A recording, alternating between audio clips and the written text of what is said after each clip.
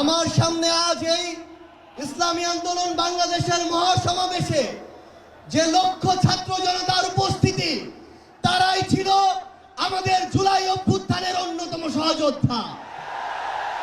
কে কি বলল সেটাতে আপনাদের আমাদের কিছু আসে যায় না।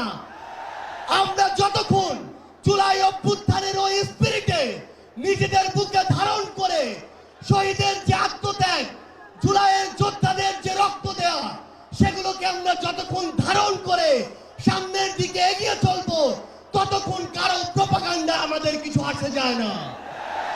ততক্ষণ ওই বিদেশি এজেন্টদের চক্রান্তে আমাদের কিছু আসে যায় না।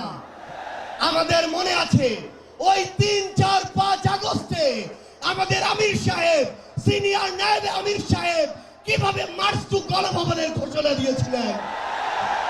আমরা স্পষ্ট করে আপনাদেরকে একটা কথা বলি, এই 24 পরবর্তী বাংলাদেশে আমরা যারা অভ্যুত্থানের সহযোদ্ধা ছিলাম, আমরা যদি ঐক্যবদ্ধ থাকি, আগামীর বাংলাদেশে আর কোন ফ্যাসিস্ট কোন নামে কোন ব্যক্তিকে সামনে রেখে কোন দলকে সামনে রেখে এই বাংলাদেশে দাঁড়াতে পারবে না। এখন জনগণের সামনে আমাদের দৃষ্টান্ত স্থাপন করতে হবে। আমরা আমাদের কাজের মাধ্যমে প্রত্যেকটি ক্ষেত্রে যেন সেই দৃষ্টান্ত স্থাপন করতে পারি। আজকে যখন আমি আসছিলাম, রাস্তার আশেপাশের প্রত্যেকটি মোড়ে আমার ইসলামী আন্দোলন বাংলাদেশের সহযোদ্ধারা ট্রাফিকিং এর কাজ করছে।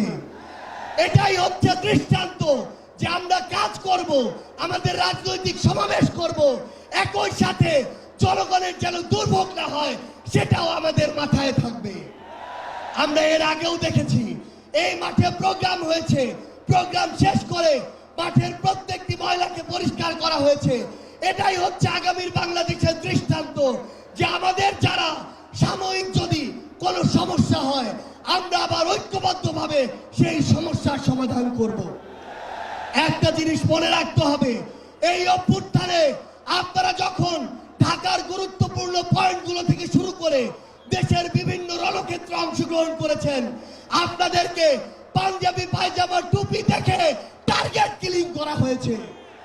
আমার মাদ্রাসার অসংখ্য ভাই এই টার্গেট কিলিং এর শিকার হয়েছেন। আগামীর বাংলাদেশে কেউ যেন কাউকে ট্যাগিং করে টার্গেট কিলিং এর শিকার না করতে পারে, সে বিষয়ে আমাদের ঐক্যবদ্ধ থাকতে হবে। আমরা সংস্কার বিচারকে সামনে রেখে আমাদের এই লড়াই করছি। আপনারা পিআর এর কথা বলেছেন, এই যে পিআর, আগামীর বাংলাদেশের সংসদে আমরা যদি আসলে জনগণের প্রতিনিধিত্ব চাই, তাহলে আগামীতে এই পিআর নিয়ে আমাদের আরো জোরে সোরে ভাবতে হবে। আমরা আপনাদেরকে স্পষ্ট করে আমাদের জাতীয় নাগরিক পার্টি এনসিপির পক্ষ থেকে অঙ্গীকার করি, বাংলাদেশের প্রশ্নে, জনগণের প্রশ্নে আপনারা যদি ঐক্যবদ্ধ থাকেন, আপনাদের সাথে কাঁধে কাঁধ মিলিয়ে 24-এর মতো এনসিপি আবারও আগামীর বাংলাদেশে লড়াই করবে। আমাদের এই বাংলাদেশের 24-এর অভ্যুত্থানের স্পিরিটের প্রশ্নে, ওই খুনিদের বিচারের প্রশ্নে, রাষ্ট্রের সংস্কারের প্রশ্নে আমরা ঐক্যবদ্ধভাবে এগিয়ে যাব। আমরা যতদিন ঐক্যবদ্ধ থাকব, ততদিন এই বাংলাদেশে আর কোনো হাসিনা মাথা উঁচু করে দাঁড়াতে পারবে না। ইনশাআল্লাহ আপনাদের সাথে আমাদের আবারও দেখা হবে রাজপথের লড়াইয়ে অথবা বিজয়ে। ততদিন পর্যন্ত সত্যের সাথে থাকবেন, ন্যায়ের সাথে থাকবেন। যত বড় খুনি, যত বড় সাহসী, যত বড় নেতাই ফ্যাসিস্ট হয়ে ওঠার চেষ্টা করুক না কেন, আমরা ঐক্যবদ্ধভাবে তাদেরকে প্রতিহত করবো ইনশাআল্লাহ। ইনকিলাব জিন্দাবাদ।